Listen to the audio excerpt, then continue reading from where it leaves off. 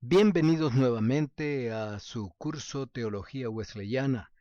Estamos concluyendo ya con nuestras últimas dos presentaciones, específicamente sobre la doctrina de la santidad, en este caso la articulación teológica de la doctrina de santidad.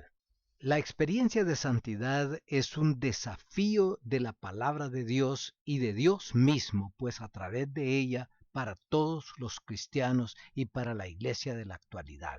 Algunos enseñan que en esta vida es imposible ser santo moral y éticamente, y proponen que nosotros seguimos siendo pecadores durante toda la vida y que Dios nos mira como santos porque nos mira a través de la persona de Jesucristo, y de esa manera nosotros llegamos a ser santos y Dios nos trata como tales. Este punto de vista se conoce como la santidad posicional.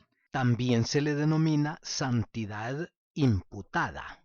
Según este punto de vista, la única manera en que podemos considerarnos santos es porque Dios nos mira a través de la persona de Jesucristo. No es una santidad ética ni moral, es simplemente una forma como Dios nos mira. Nos mira a través de la persona de Jesucristo, quien es santo. Por lo tanto, no podemos llegar a ser santos moral y éticamente hasta la hora de nuestra muerte. Pero la teología de la cual hemos estado hablando durante todos estos días presenta la noción bíblica de que Dios quiere, desea, exige que nosotros seamos santos. Es a esto a lo que se refieren los teólogos de la doctrina wesleyana cuando escriben que todos los hombres pueden ser salvos hasta lo sumo. Dios requiere una vida de santidad. Aquí vamos a plantear entonces los estamentos bíblicos y teológicos de la doctrina. En primer lugar, toda santidad viene de Dios. Toda santidad es la presencia misma de Dios. Solo Dios es santo en su más pura e infinita expresión. Entonces vamos a ir sobre varios pasajes bíblicos, no los vamos a leer en la mayor parte de ellos, solamente voy a recordarles lo que dicen a grosso modo sin citarlos literalmente. Toda santidad entonces viene de Dios. En el capítulo 3 de Éxodo, cuando Moisés se acercaba a la zarza, Dios le dijo: Moisés, quita las sandalias de tus pies porque el lugar en que estás parado santo es. Esa es una expresión típica del Antiguo Testamento. Encontramos otras expresiones en el capítulo 15 del mismo libro de Éxodo, y allá en el libro de Isaías, en el capítulo 6, cuando habla del llamado de Isaías, encontramos que Isaías el profeta vio, dice, una visión del Señor sentado en un trono alto y sublime, y que sus faldas llenaban el templo. Y luego aparecieron 4 seres vivientes, 4 serafines, que decían: Santo, Santo, Santo, Señor Dios Todopoderoso. Esta misma imagen la encontramos también en el capítulo 4 del libro de Apocalipsis. Lo que estamos diciendo aquí es que la santidad en su máxima expresión está dada en Dios.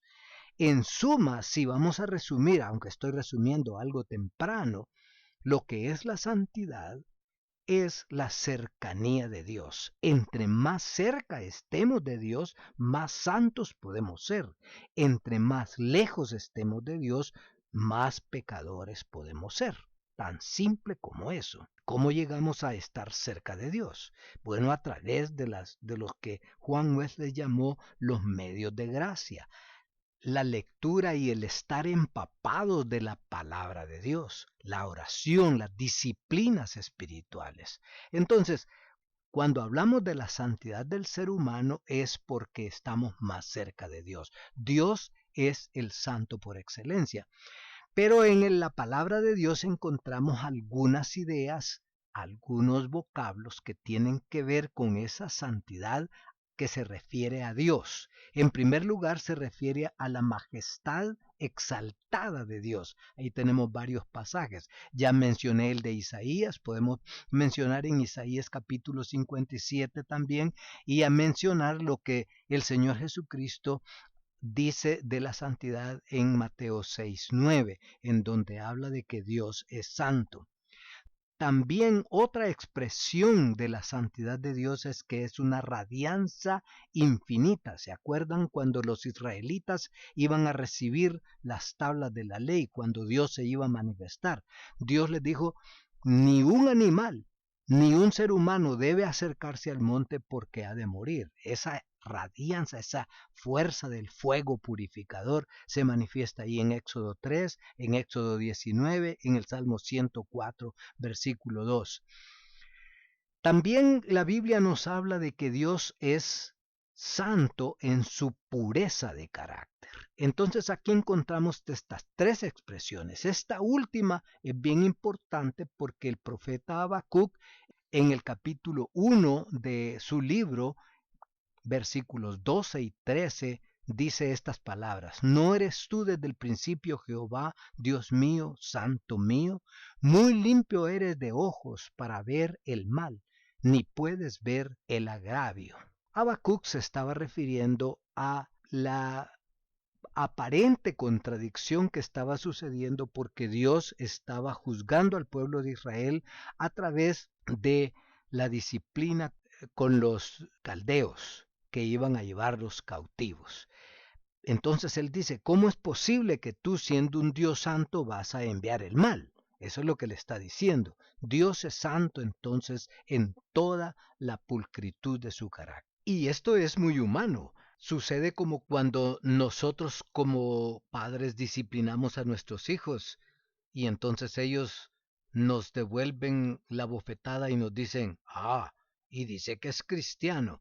Algo así está diciendo Habacuc a Dios. ¿Cómo es posible que tú, siendo un Dios santo, hagas el mal? Es decir, inflinjas disciplina, juicio, castigo sobre tu pueblo. Eso no lo puede digerir Habacuc. Bueno, es que no podemos divorciar la santidad de Dios de su justicia. Dios es santo en la más pura expresión de la santidad. Pero además podemos seguir aquí y mencionar que esa santidad de Dios se refleja, se manifiesta, según lo que enseña la Biblia, en tres dimensiones. Primero es Dios como el Dios infinitamente santo, y Él separa a seres humanos y a cosas para que sean santas. Encontramos en varios pasajes de las Escrituras que esa santidad de Dios puede reflejarse en las cosas y en las personas. Pero la diferencia que hay entre las cosas y las personas es que las cosas son inanimadas. Las personas tienen animación y tienen voluntad. Por lo tanto, es diferente la santidad de las cosas y la santidad de las personas. Cuando hablamos al principio de que muchos enseñan la santidad no como una experiencia de purificación, sino como una santidad reflejada a través de la persona de Jesucristo, a eso se le llama la santidad posicional. El término teológico que se utiliza es santidad imputada, y esta santidad imputada sí existe en las Escrituras. Es la santidad que se le da a las cosas porque son inanimadas. Ellas no pueden tomar decisiones morales o espirituales. Desde el punto de vista calvinista, la santidad no puede ser ética ni experiencial, sino solamente posicional. De estas encontramos algunas referencias en la Biblia también. De las referencias que encontramos en el Antiguo Testamento, 50 de esas referencias no se refieren a una rectitud moral, pero de esas por lo menos 20 sí se refieren a la santidad moral. Entonces, en el Antiguo como en el Nuevo Testamento, y ahora vamos al Nuevo Testamento para hablar también de los términos que se usan tomados del Antiguo Testamento en el Nuevo Testamento. En el hebreo encontramos el término Kodesh, del cual se deriva los términos santuario, santificado, santificación. También está el lenguaje sirio. Hay que ver que hay una versión de la Biblia en el siriaco, ¿verdad? La siriaca peshita. Y en este sentido también tiene la idea de que santo es brillante, limpio, puro. También en los términos del Nuevo Testamento encontramos la raíz griega hag, de donde tenemos hagios, o sea, santo, santificado. Las raíces de los términos varían, pero lo más importante es la forma o el contexto en que están utilizados. Aquí encontramos estos términos tanto en el hebreo como en el sirio y luego en el griego. En el sentido hebreo, santidad significa brillante, limpio, puro. Y en los términos griegos, hag y hagios se usan como una actitud de admiración, como una actitud de anonadados ante la presencia de un ser superior.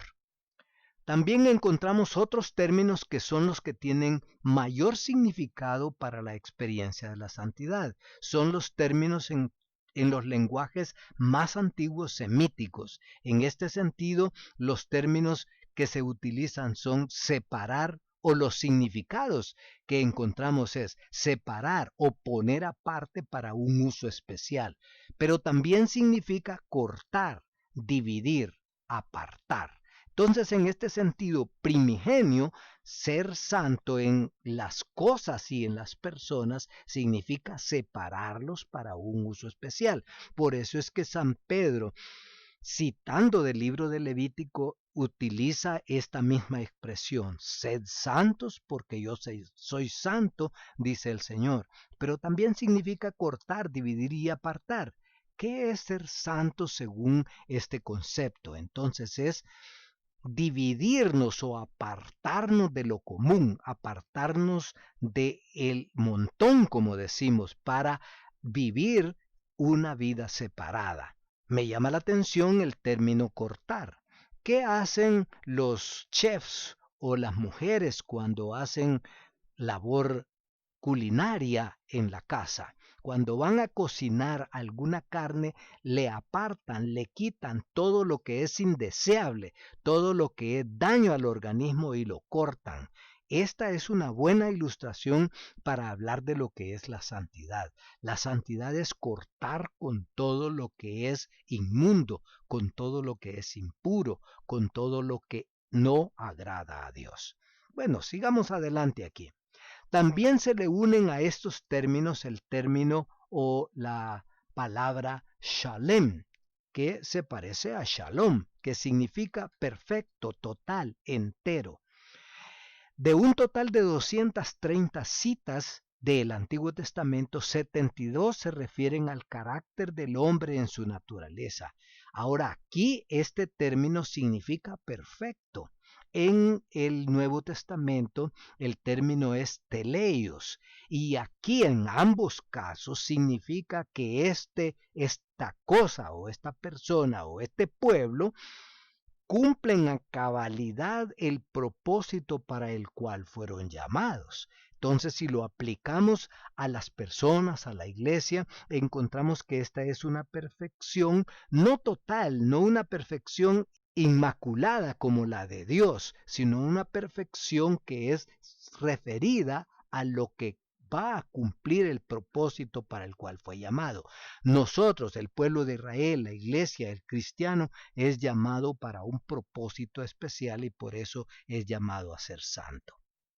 Hay tres mensajes permanentes entonces en estos términos y en estas expresiones tanto del Antiguo como del Nuevo Testamento. En primer lugar, es una condición de apartados para un oficio o para un uso especial, pero también es una condición moral relativa, no necesariamente absoluta.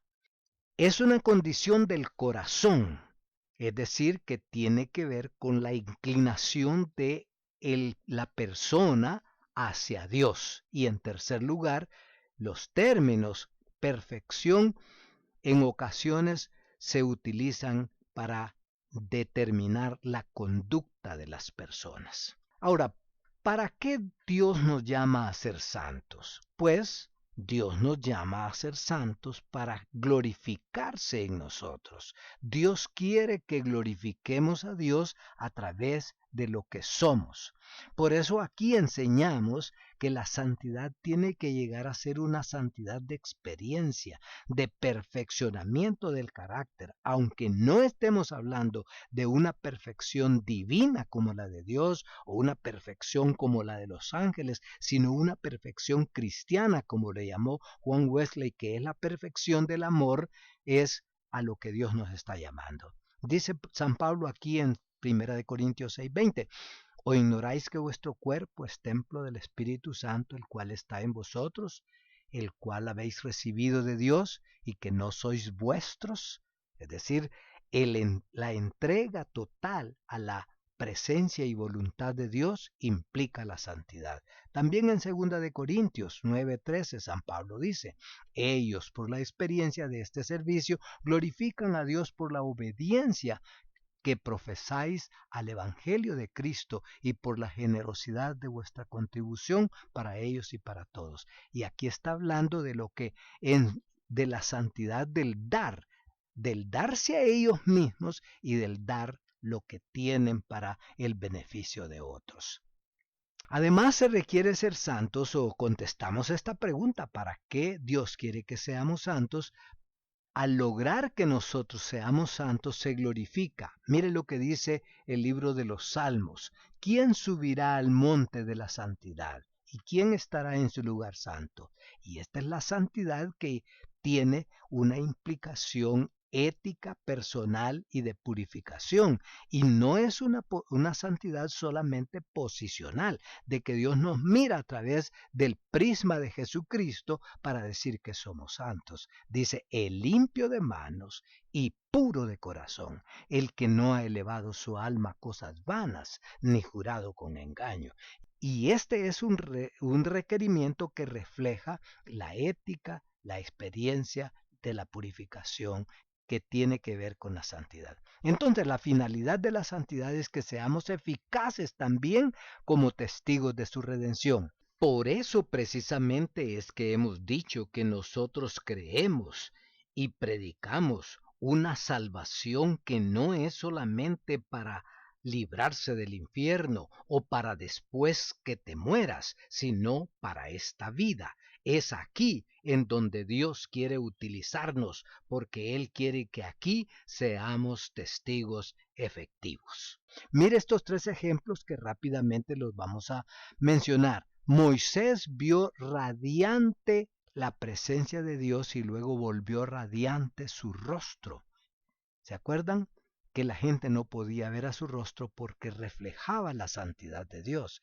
Entonces se volvió manso, inmerso en la misión de Dios. Isaías, ya lo mencionamos, del capítulo 6 de su libro, dice que cuando él se dio cuenta que estaba en la presencia de un Dios santo, cayó como muerto. Y entonces dice que vio que uno de los serafines, uno de los que alababan a Dios diciendo santo, santo, santo, tomó un carbón encendido o una brasa y lo pasó sobre sus labios y le dijo, esto ha quitado tu culpa y ha sido limpio tu pecado. Y esto es lo que nosotros resaltamos en la doctrina de la santidad. Luego Pablo dice que cuando vio a Jesucristo cayó como muerto también y se volvió ciego, anonadado, humillado. Por 3 días estuvo ciego, solo viendo en su cerebro la imagen de la persona de Jesucristo,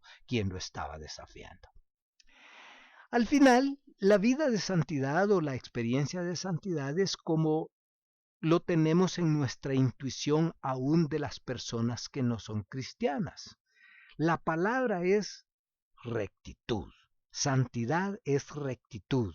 Es como esta persona, este padre que le entrega a su hijo una varita bien derechita, bien recta y le dice, hijo, tú tienes que comportarte como esta varita, bien rectamente en la sociedad. Pero luego que el hijo se va a la escuela, a la universidad, a su trabajo, a sus quehaceres y se envuelve en los placeres del mundo, la varita se le va convirtiendo en un remolino de cosas que deja de ser lo que el Padre le encargó. Eso es lo que ha sucedido con nosotros y con el requerimiento de Dios de la santidad. Entonces, ¿cuál es el llamado de nosotros los cristianos a ser santos? Aquí tenemos lo más grueso, lo más bosquejado de lo que la Biblia dice, que ya lo he mencionado en palabras anteriores.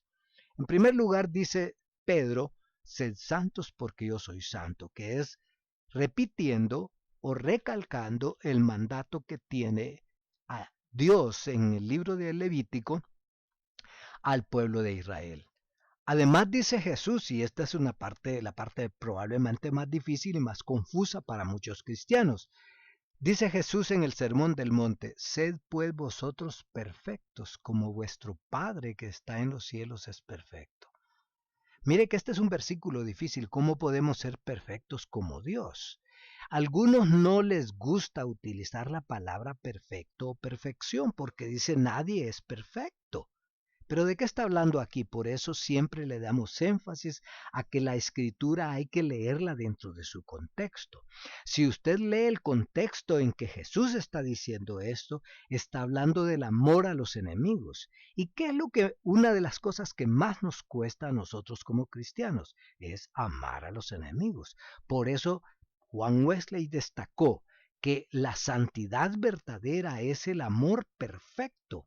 La santidad verdadera es probada probablemente cuando tenemos dificultades y conflictos y tenemos la obligación de amar aún a nuestros enemigos. Por eso es que Juan Wesley le llamó a la santidad el amor perfecto. Aquí tenemos otro en Mateo 16 y en Lucas 9. Si alguno quiere venir en pos de mí, niéguese a sí mismo. Santidad es negarnos a nosotros. Santidad es dejar de poner la atención en nosotros mismos, a nuestros gustos, a nuestras preferencias, a nuestro ego, a nuestro deseo de ser bien recibidos, de ser bien tratados, de ser tomados en cuenta, etcétera, etcétera. Luego Pablo, otra vez en Efesios y en Colosenses, Efesios 4, Colosenses 3, 9. Despojaos del viejo hombre y revestíos del nuevo. Y luego otra vez Pablo, que es el mayor exponente de la doctrina y experiencia de la santidad como norma ética y experiencial en la vida del cristiano. Ya vosotros estáis limpios, dijo Jesús, por la palabra que os he hablado. Ya lo mencioné eso anteriormente en Juan 15:3. Y luego en segunda de Timoteo 2:21 habla de que en una casa grande, dice, hay vasijas de toda clase. Unos son para usos honrosos y otros para usos viles. Y aquí viene otra vez la doctrina, aquella teoría de que hablamos al principio. Están determinados desde el principio que los que son para usos viles van a quedarse siempre para usos viles. Pues San Pablo dice aquí que no, que una vasija, aunque haya caído en lo más vil del pecado, puede llegar a ser una vasija de honra. Fíjese lo que dice: si alguno se limpia de estas cosas, será instrumento útil para buena obra. Esos son los llamados a la santidad que tenemos en la palabra de Dios. Ahora bien, volviendo al hecho de que toda santidad viene de Dios, entonces nosotros, como dije al principio, tenemos que entender que esto es la voluntad de Dios. Dice San Pablo, no cite eso, que la voluntad de Dios es vuestra santificación. Nuestra cercanía entonces con Dios no necesita propaganda. Cuando Moisés estuvo cerca de Dios, el pueblo lo supo sin que él dijera, miren qué cerca he estado con Dios. De manera pues que la cercanía con Dios es lo que va a traer nuestra santidad como experiencia. Además de eso, nuestra relación con Él es la sola garantía de la santidad. Como dice esta palabra aquí en Marcos capítulo 3, dice que subió al monte Jesús y llamó así a los que él quiso, y vinieron a él, y estableció a 12 para que estuviesen con él y para enviarlos a predicar. Si hablamos de los ministros con mucha más razón, Jesús los llamó a los discípulos, y dice los llamó así, los llamó a él, a los que él quiso. Por eso es que el discipulado es no todo aquel que quiera venir al discipulado, no, hay que seleccionar y hay que llamar a los que queremos discipular, porque Jesús los llamó a él y así los estableció a 12 para que primero, antes de ir a hacer la obra, antes de ser misioneros, antes de ser predicadores, antes de ser obreros para ir y tratar de transformar el mundo, primero hay que estar con él. Sigamos aquí y ya vamos terminando. Entonces, la santidad verdadera es la cercanía con Dios. Aquí repito lo que ya mencioné anteriormente de Isaías, solamente para destacar un par de cosas más. Cuando Isaías estuvo en la presencia de Dios, él se dio cuenta de que estaba sucio por dentro. Y esta es la primera cualidad que los incrédulos no pueden tener. Los incrédulos no pueden tener conciencia de qué tan pecadores somos por dentro, pero el creyente ya adquiere conciencia porque ha entrado a ser parte del reino de Dios. Es a esto que se refirió Pablo cuando escribió en el capítulo 7 de la carta a los romanos. Léalo usted, se lo voy a leer de la versión popular, del versículo 14 en delante. Sabemos que la ley es espiritual, pero yo soy débil, vendido como esclavo al pecado. No entiendo el resultado de mis acciones, pues no hago lo que quiero, en cambio aquello que odio es precisamente lo que hago. Pero lo que hago es lo que no quiero hacer. Reconozco con ello que la ley es buena. Así que ya no soy yo el que lo hace, sino el pecado que está en mí, porque yo sé que en mí, es decir, en mi naturaleza débil, no reside el bien, pues aunque tengo el deseo de hacer lo bueno, no soy capaz de hacerlo, no hago lo bueno que quiero hacer, sino lo malo que no quiero hacer.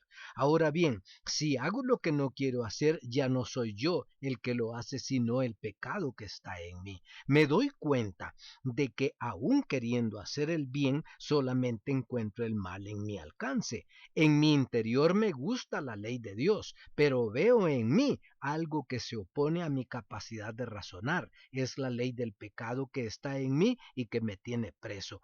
Desdichado de mí, ¿quién me librará del poder de la muerte que está en mi cuerpo? Solamente Dios. Si usted se fija, Pablo está hablando aquí de algo con lo cual él está luchando en su interior y usted no puede negar por el lenguaje que él está hablando como cristiano, que se da cuenta del mal que está en él. Por eso Juan Wesley predicó muchas veces sobre el tema. Le recomiendo a usted que busque uno de sus sermones que se llama El pecado en los creyentes y de esta manera va a ver cómo él aplica esta enseñanza a la realidad de la necesidad de santidad. Por eso el profeta, cuando se vio confrontado con la majestuosidad de la santidad de Dios, exclamó. Y entonces dijo, ay de mí que soy muerto, porque han visto mis ojos al Rey Jehová de los ejércitos. Y entonces sucedió esto que ya anotamos anteriormente y lo cual lo podemos identificar como una experiencia de santificación del profeta. La santidad es un proceso, además. La santidad entonces comienza con nuestra conversión.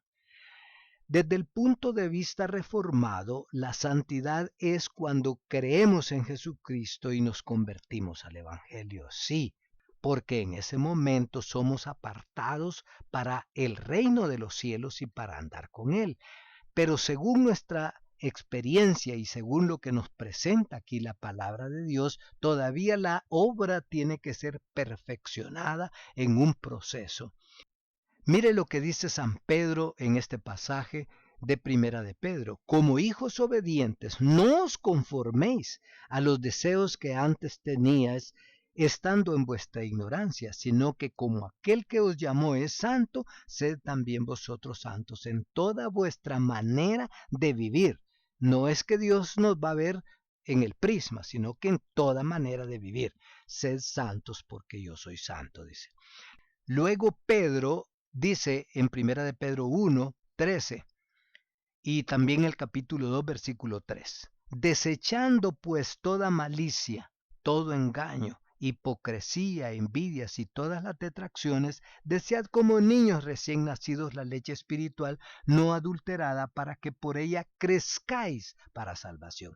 Entonces el creyente que se ha convertido es como un niño y necesita la leche espiritual, en la cual aquí San Pedro lo está invitando a que aprenda, como lo dice también la epístola a los Hebreos, a dejar de ser niño y a crecer, además de la leche, comer vianda, comer comida sólida, y eso son las profundidades de la experiencia a que Dios nos ha mandado.